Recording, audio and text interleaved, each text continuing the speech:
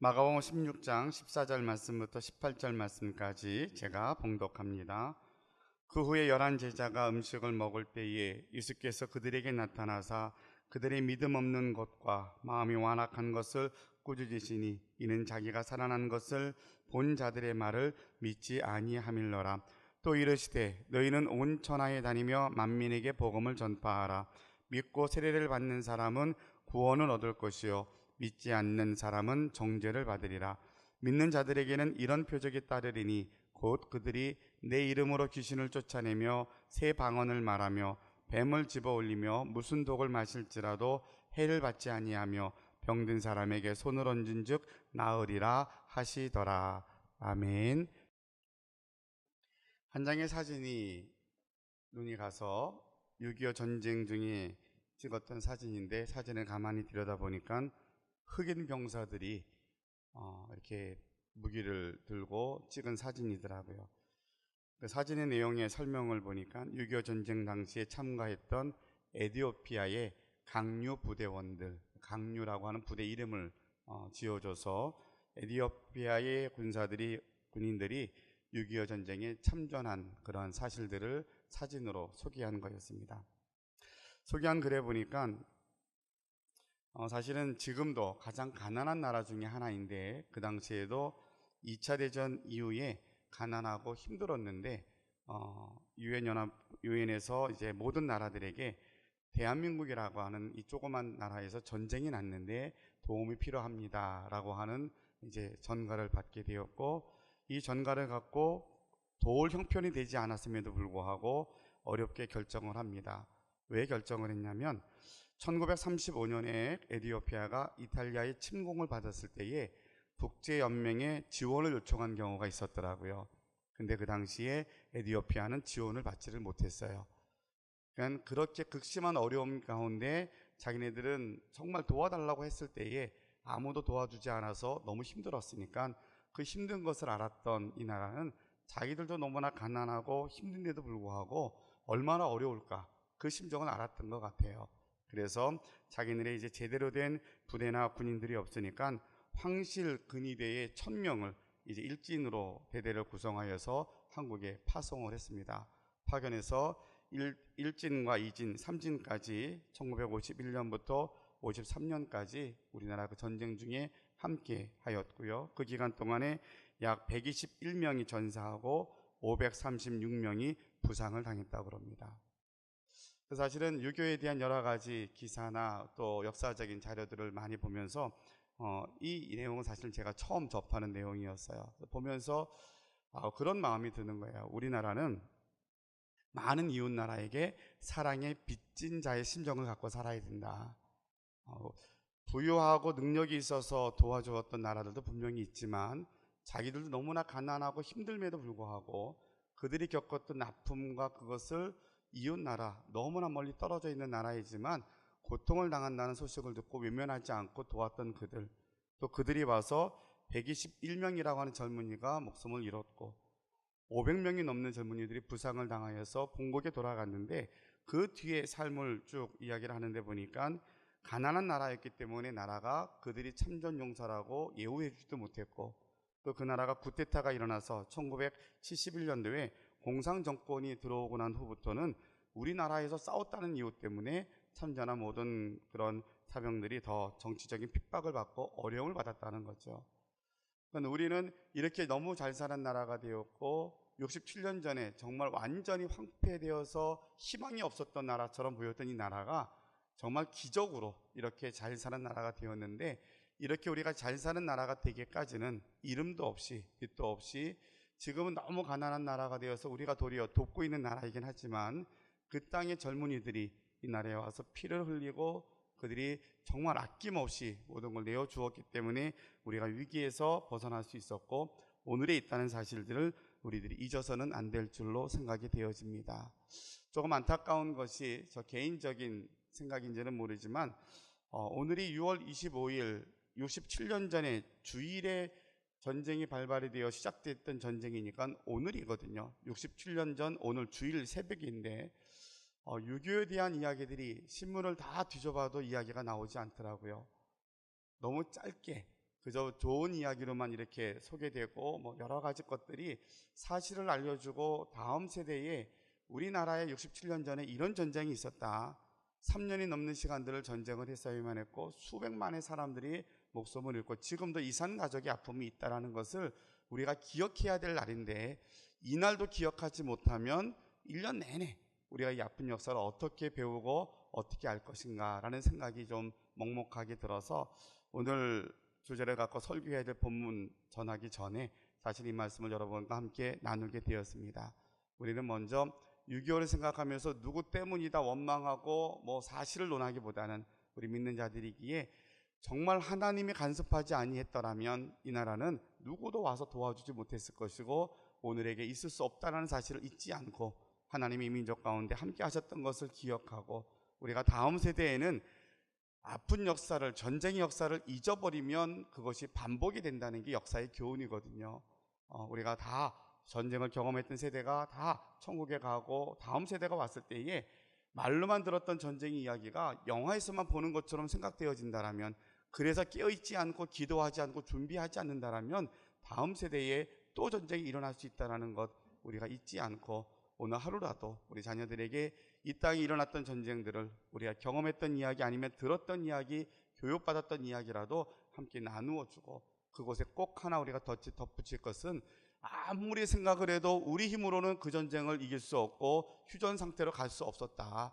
누군가가 이 나라를 지켜주었는데 바로 그분이 하나님이시라는 사실을 여러분의 신앙의 고백 속에 자녀들에게 꼭 일러주실 수 있기를 바랍니다. 그래서 우리는 아직도 전쟁 중입니다. 외국에 있는 많은 사람들이 대한민국을 보면서 전쟁 언제 일어난대? 그렇게 궁금해합니다. 지난 주간에도 일본의 선교사님 만나서 이런저런 얘기를 쭉 하다가 심각하게 묻더라고요. 조 목사, 한국에 전쟁 안 일어날 것 같아? 너무 심각하게 물어봐서 조금 당황했어요. 제가 솔직하게 대답했어요. 이 땅에 사는 사람들은 믿음이 좋아서 그런지 전쟁 아닌 것처럼 생각한다고. 믿음이 좋고 기도를 많이 해서 그런지 몰라도 사실은 아닌 것 같은데 이면에는 우리가 전쟁에 대한 불감증이 있는 것 같다. 막연한 기대감이 있는 것 같아서 사실은 그게 더 두렵다라는 이야기를 했습니다.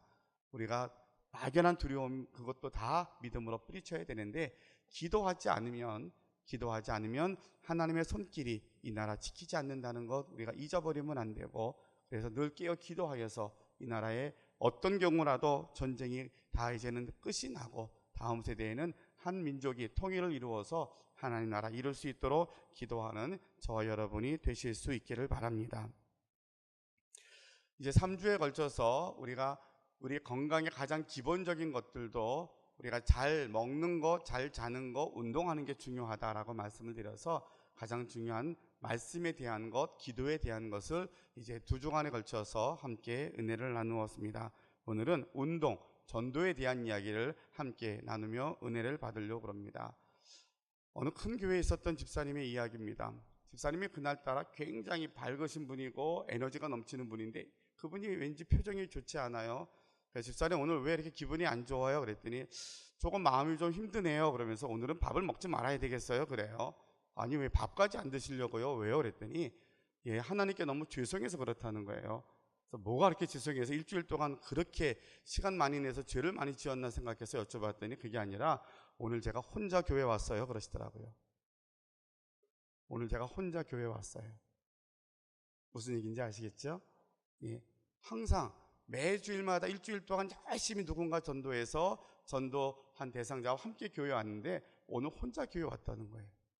그것 때문에 마음 아파해요. 여러분은 어떠십니까? 나 혼자 교회 나오기도 벅차지 않습니까? 나 혼자 나와주는 것처럼 혹시 그렇게 생각되지 않습니까? 우린 그런 때는 지나간 것 같아요. 그런데 우리가 하나님 앞에 섰을 때에 우리가 죄를 지었습니다. 한 주간 동안 정말 부끄럽게 살았습니다. 많은 것들도 약함이 있지만 우리의 영적인 마음의 상태에서 하나님 앞에 섰을 때 하나님, 내가 구원받은 은혜가 너무나 감사하고 주님이 내게 주신 허락하신 사명이 너는 나가서 복음을 전하라고 분명한 명령을 주셨는데 우리가 그 명령 잊고 살았습니다. 내가 누군가에게 열심히 복음을 전해서 그 사람을 어떻든 이번 주에 나 혼자 교회 가지 않고 꼭 같이 손을 붙잡고 교회 왔었는데 오늘은 내가 빈손입니다. 하는 그것 때문에 내가 밥값 못한 것 같아서 밥 먹으면 안 될 것 같습니다 라는 마음을 갖고 있었던 그 집사님의 모습이 지금도 생생하게 제 머릿속에 남아있어요. 자, 우리가 전도에 대한 부담을 안고 이제 말씀을 같이 들어보려고 합니다. 여러분, 전도는 예수님께서 우리에게 허락하신 지상 명령입니다. 그래서 오늘 함께 제가 봉독해드린 본문의 말씀에 보니까 15절 말씀에 또 이르시되 너희는 온 천하에 다니며 만민에게 복음을 전파하라. 주님이 허락하신 이 본문은, 이 말씀은 선택이 아닙니다.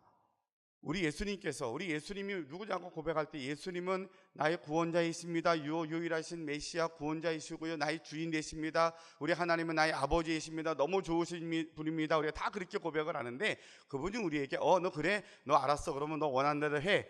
이런 여러 가지 것들을 허락하셨지만 단호하게 분명하게 우리에게 사명으로, 유언으로 말씀하신 사명 명령이 있더라는 거죠. 그 명령은 너희는 온 천하에 다니며 만민에게 복음을 전파하라는 겁니다. 예수님 믿는 사람들, 구원받은 사람들, 하나님을 아버지라 부르는 사람들, 예수님이 나의 주님이십니다라고 고백하는 사람들에게 잊지 말아야 될, 가장 우선되고 가장 필요하고 내가 사는 길은 주님의 명령에 순종하는 거라는 겁니다. 주님의 명령은 다른 많은 말씀이 있고 계명이 있지만 우리가 꼭 기억해야 될 것은, 그것은 바로 전도하여서 복음을 전하라는 겁니다. 이것은 선택이 아니라 필수입니다. 이것 때문에 우리 마음에 거룩한 부담이 돼야 되고, 우리가 먹든지 마시든지 내가 어디를 가든지 누구를 만나든지 내가 복음 전하는 자가 되겠습니다. 예수 믿는 자로서의 본이 되겠습니다. 내가 어디를 가든지 주의 사랑을 전하겠습니다. 이것이 내 말과 행동 속에 묻어나야 된다는 거예요. 이것이 전도의 삶이고 우리에게 주어진 주님의 명령이다라고 이야기를 합니다. 조금 더 설명을 하면, 그래서 이것이 전도라는 것이 선택이 아니라 필수이기 때문에 더더군다나 미룰 수 없는 것이다 라고 이야기합니다. 전도는 내일 해도 괜찮겠지라고 미룰 수 없더라는 거예요.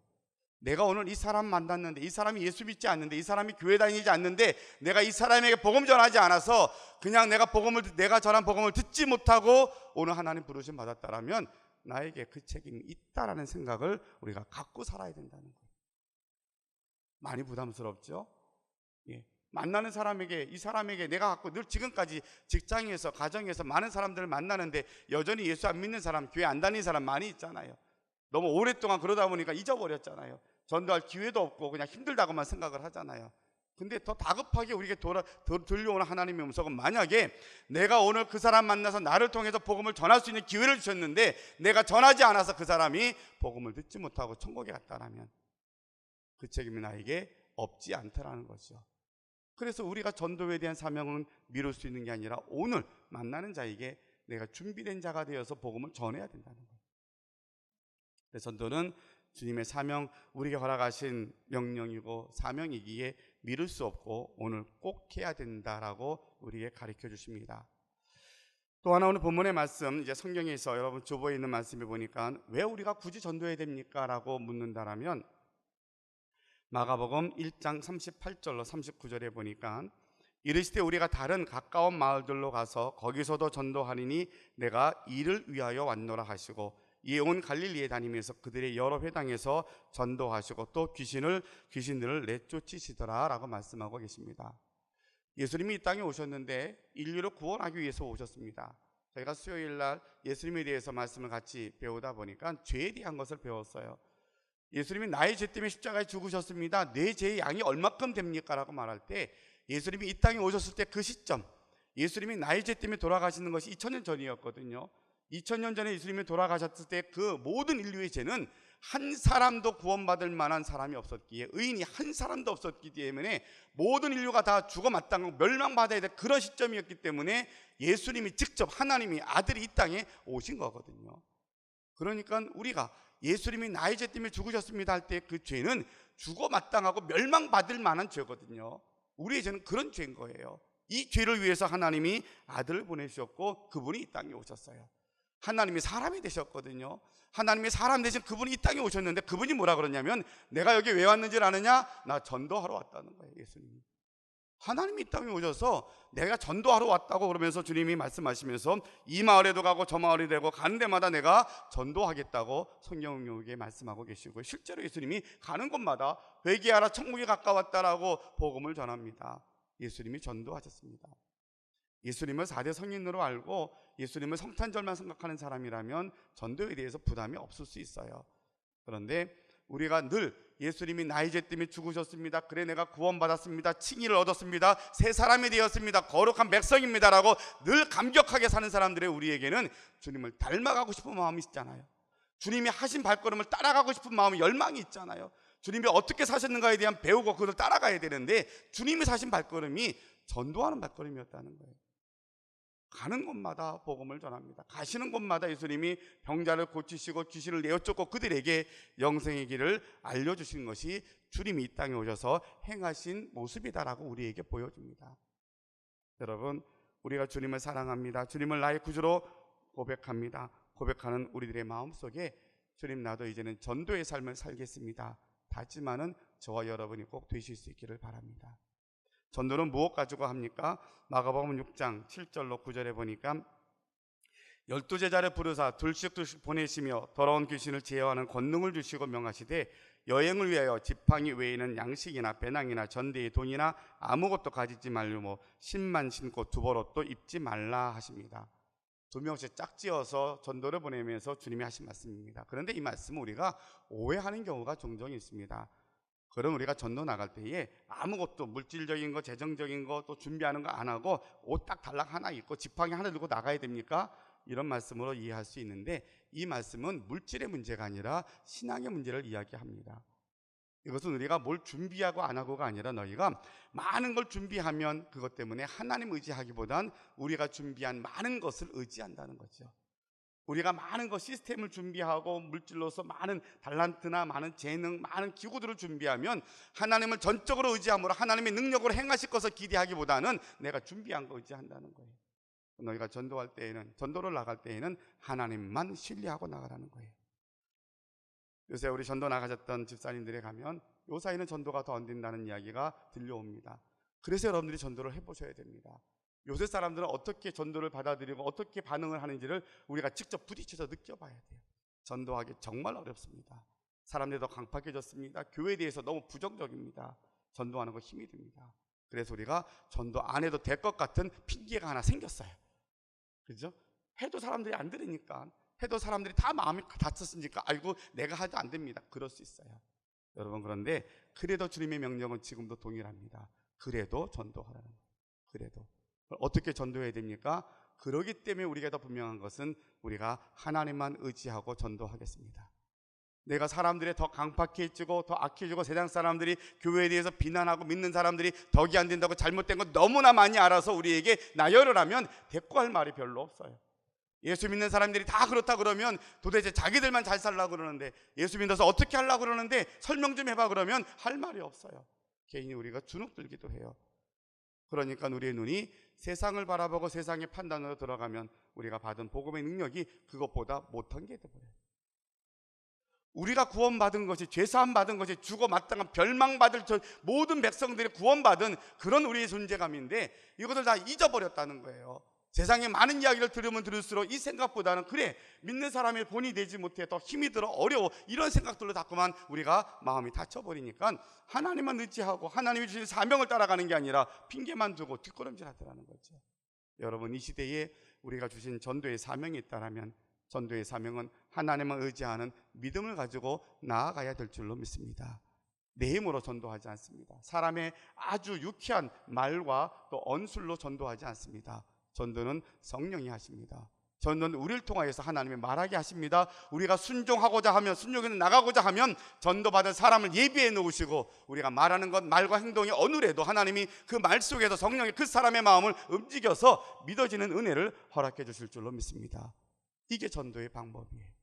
우리는 자꾸만 우리도 모르는 사이에 세상을 보거든요. 세상의 말을 듣습니다. 그래서 자꾸만 우리가 세상 것을 더 준비하려고 그래요. 준비도 많이 해야 돼요. 전도지로 갖고 나가더라도 이제는 전에 같이 그렇게 전도지 갖는 것보단 사람이 받을 만한 전도지를 줘야 돼요. 그냥 주면 다 버리거든요. 그런 것도 우리가 필요하고 준비를 잘 해야 돼요. 그런데 그것보다 더 선행돼야 되는 것은 전도는 하나님만 의지하고 나가는 거예요. 그래서 기도가 더 많이 필요합니다. 기도가 더 많이 필요합니다. 우리가 전도하기 위해서 많은 걸 준비하는 것이 선행되는 것이 아니라 기도로 하나님만 의지하는 우리의 믿음이 분명하게 있을 때에, 정말 내가 전도하겠다는 그런 순종의 마음이 있을 때에, 그래서 기도하면 하나님 내게 뜨거운 열정, 한 영혼을 바라보면 저 사람이 너무 불쌍해서 내가 있는 것, 내가 모든 것들을 어떻게 하든지 수고하는 것이 힘들지 않도록 하나님 그 마음을 우리에게 부어주실 줄로 믿습니다. 전도는 하나님이 약속하신 우리에게 주신 약속을 붙잡고 전도하는 겁니다. 오늘 주보에 나와 있는 말씀 한번 같이 읽어보겠습니다. 마태복음 28장 16절로 20절 말씀 성경 찾으셔도 되고요. 여러분 주보의 오른쪽에 나와 있습니다. 마태복음 28장 16절로 20절 같이 한번 읽어보겠습니다. 시작.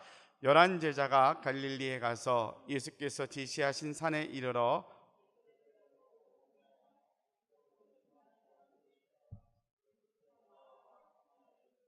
하늘과 땅의 모든 권세를 내게 주셨으니 그러므로 너희는 가서 모든 민족을 제자로 삼아 아버지와 아들과 성령의 이름으로 세례를 베풀고 내가 너희에게 분부한 모든 것을 가르쳐 지키게 하라. 볼지어다 내가 세상 끝날까지 너희와 항상 함께 있으리라 하시니라. 마가복음에 있는 말씀과 마태복음에 있는 말씀에 우리가 하나 주목할 수 있는 대목이 나옵니다. 내용에 보니까 우리가 앞에 읽었던 말씀에도 보니까 그렇게 되어 있어요. 이는 자기가 살아난 것을 본 자들의 말을 믿지 아니함으로 예수님이 조금 화가 나신 내용이 나옵니다. 마가복음, 마태복음의 말씀에도 보니까 사람들이 예수님의 이 놀라운 일들을 보고도 듣고도 믿지 않습니다.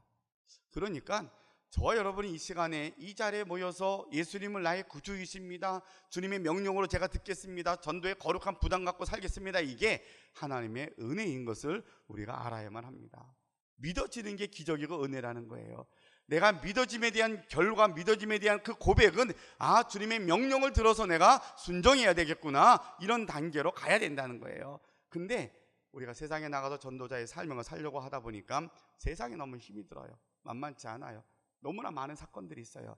그래서 우리가 넘어지기도 하고 포기하기도 하고 그냥 스스로 위로하면서 타협을 합니다. 이만하면 괜찮지, 이 정도면 우린 잘하고 있는데 그냥 충분해, 그냥 하나님이 보셔도 괜찮을 것 같아, 우리 자꾸만 타협을 합니다.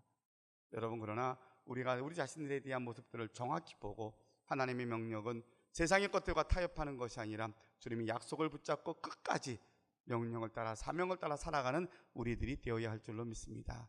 하나님의 약속은 오늘 본문에 오늘 마태복음 28장 20절에 있는 말씀과 같이 하나님의 약속은 이런 말씀입니다. 내가 너희에게 분부한 모든 것을 가르쳐 지키게 하라. 볼지어다 내가 세상 끝날까지 너희와 항상 함께 있으리라. 전능하신 하나님이 우리를 위해서 독생자를 아낌없이 주신 그 하나님이 우리에게 약속하신 것을, 내가 너희에게 분부한 것을 다 순종해라. 그런데 순종하다 보면 힘들 거야, 어려운 일이 있을 거야, 시험이 있을 거야, 연단도 있을 거야, 고난도 있을 거야. 그런데 하나 잊지 말어, 내가 세상 끝날까지 너희와 항상 함께 있을 거야. 나만 의지하면 돼.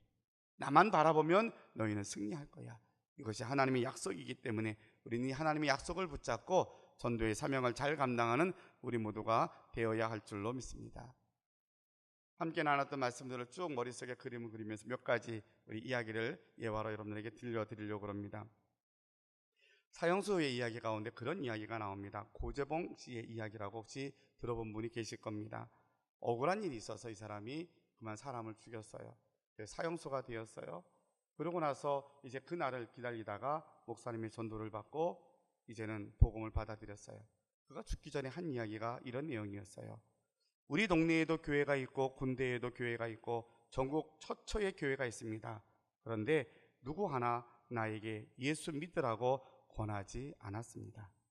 내가 분노로 온 몸이 타 들어가고 있을 때에 누군가가 나에게 복음을 전해 주었더라면 나는 오늘 이렇게 되지 않았을 겁니다.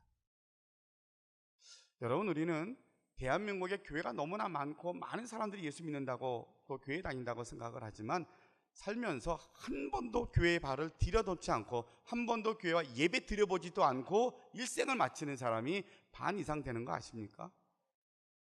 살면서 한 번도 교회들을 밟아본 적도 없는 거예요. 한 번도 예배라는 거 드려본 적도 없고 하나님에 대해서 우리가 뉴스라든가 성탄절에 이렇게 광고를 통해서 들어서 알지는 모르지만 진지하게 예수님은 구원자이십니다라고 말씀을 들어본 적이 없는 사람이 이 땅에 반이 넘는다는 거예요. 반이.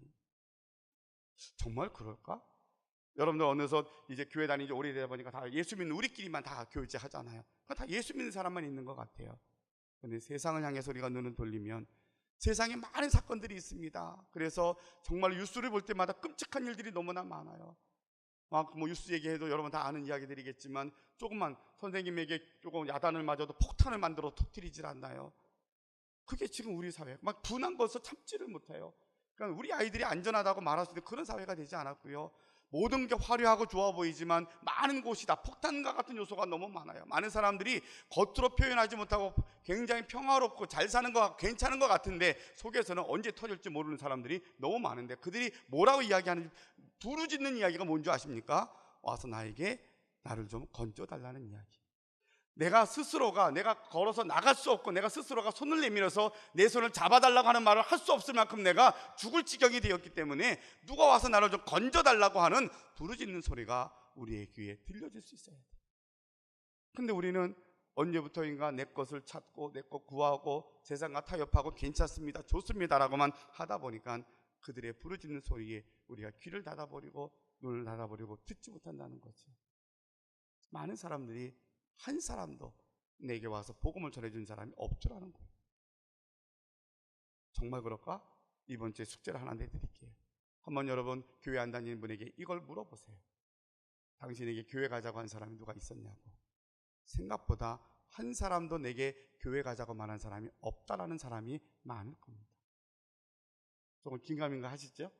아이, 목사님 아닐 거예요. 그래도 우리 주변에 교회 다니는 사람이 얼마나 많은데요. 아이, 그렇지 않을 거예요. 한번 해보자고요. 다음 주에 물어볼 겁니다. 숙제니까 한번 해보세요. 실제 가서 한번 해보자고요. 왜냐하면 제가 다 맞는지는 모르니까 한번 해보자고요. 근데 앞서 이것을 제가 숙제 내어서 교인들이 들어온 대답은 목사님 정말 그랬습니다 라는 대답이었어요. 정말로 한 사람도 오랫동안 같은 직장에 생활을 하고 같이 지인으로 아는 사람으로 알고 나 교회 다니는 거 다 알아요. 그런데 한 사람도, 그 주변에 예수 믿는 사람 많았는데도 불구하고 교회 같이 가자고 손을 내미는 사람이 없었더라는 거예요. 그래서 오늘 우리가 순종해야 된다는 겁니다. 순종하여서 손을 내밀 때에 하나님께서 그의 영혼을 다시금 살려주는 귀한 역사를 우리에게 허락해 주실 줄로 믿습니다.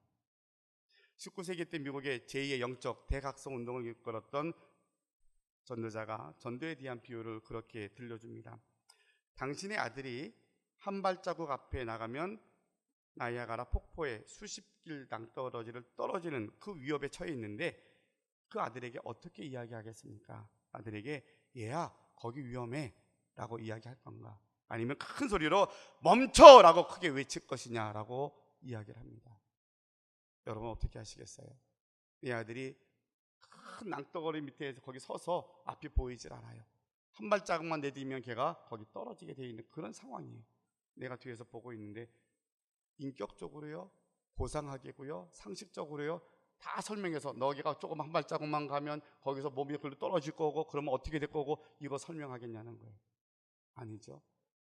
그 상황에, 절망의 상황, 낭떠러지 끝에 있는 상황에서 우리가 외칠 수 있는 것은 멈추라고 하는 단호하게 멈춰라고 하는 분명한 이야기를 들려주어야만이 깜짝 놀라서 거기서 멈출 수 있더라는 거예요.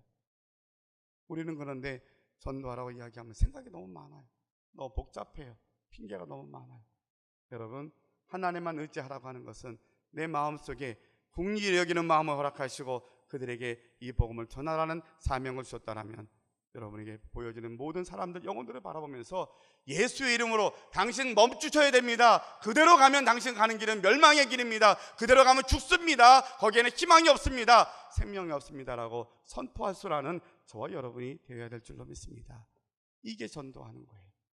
전도하는 것은 기도하고 사명감 갖고 담대함 갖고 내가 만난 예수님을 지금 복음을 전해야만이, 복음을 전해서 이 사람 지금 듣지 못하면 구원받지 못합니다. 이 절박한 심정을 고 우리가 복음을 전할 때에 하나님의 그 영혼들을 다시금 주님께로 돌아오게 할 줄로 믿습니다. 우리가 잘 아는 타이타닉호에 대한 이야기 여러분 잘 아시죠? 1912년에 있었던 이야기입니다. 2208명이 타고 간 너무 어마어마한 배였어요. 그 배가 갈 때에 계속해서 무전으로 연락이 왔답니다. 거기에는 이제 밑에 빙하가 있기 때문에, 빙산이 있기 때문에 위험하다고, 조심하라고 계속해서 5번에 걸쳐서 경고의 메시지를 전해줬다고 합니다. 그랬더니 그 무전을 받았던 경고문을 5번 받았던 무전사가 이렇게 이야기합니다. 조용히 하라고, 나는 바쁘니까 더 이상 말하지 말라고. 하나님도 이 배는 가라앉지 못할 만큼 큰 배라고 말했어요. 장담하기를 하나님도 이 배는 너무 크고 그 당시에 2,000명이 넘는 그 호화선을 너무 컸기 때문에 자만했던 거죠. 하나님도 이 배를 가라앉게 못할 거다, 걱정하지 말라고. 그런데요, 35분 뒤에 그 배는 빙산에 충돌하여서 그 배가 가라앉고 맙니다. 인간이 그렇게 교만해요. 그리고 경고의 메시지에 귀담아 듣지 않으려고 그래요. 여러분, 이 아침에 우리가 다시 한번 주의 말씀에 여러분 귀를 열고 주님의 명령에 주의 엄중한 경고의 말씀으로 들을 수 있는 저와 여러분이 되시기를 바랍니다. 오늘 내가 만나는 자에게 복음을 전하지 아니하면 이 사람의 구원의 시기를 놓칠 수 있습니다. 전도는 예수님도 하셨고요, 우리에게 명령하신 겁니다. 뒤를 미룰 수 없고요, 전도할 때에는 물질적인 것, 우리가 자격을 준비하는 게 아니라 하나님만 의지하고 가는 겁니다. 전도를 나갈 때에는 하나님이 약속을 붙잡고 갑니다. 하나님이 함께 하시겠다는 약속 때문에 우리는 담대하게 갈 수 있습니다. 내가 복음을 전할 때에, 예수의 말씀을 전할 때에 하나님이 우리와 함께 하시고 역사하실 줄로 믿습니다. 한번 전도에 대해서 우리 설교를 하고 또 모임에서 가르치고 우리 전도하러 나갑시다 했더니 한 구역장이 구역 식구들에 대해서 이야기하면서, 목사님 저 자매는 결혼한 지 꽤 오래됐는데 그냥 아무리 기도하고 뭐 그래도 애가 생기질 않아요. 늘 힘들고 기도 제목입니다. 그래요? 그러면 어차피 내 힘으로 안 되는데 하나님께 우리가 하나님의 일을 하자고, 하나님의 일을 하면 하나님이 그거 응답해 주지 않겠냐고. 그래서 막 걱정하고 조심하는 그 자매에게 가서 목사님이 그러는데 전도하면 하나님이 우리에게 퇴문도 열어주신대, 똑같이 전했더라고요. 전도하러 나왔어요. 사실은 그 자매를 보고 제가 얼마나 부담스러웠겠습니까? 하나님이 응답 안 주면 그 내 책임인 것처럼, 내 책임도 아닌데 그러냐고. 전도하고 열심히 몇 주를 전도를 잘했어요. 참 감사하게 어느 날부터 잘 안 보여요. 구역장에게 왜 그 사람, 왜 우리 그 자매니 안 보여? 그랬더니 자기도 몰라서 나중에 전화해 봤더니 하나님께서 임신하게 되었다는 거예요. 너무 감사하다고. 여러분, 우리가 전도하는 것이 내가 내 생명, 내 영혼을 살리는 세 번째 요소 중에 하나인 것을 우리가 배웠어요.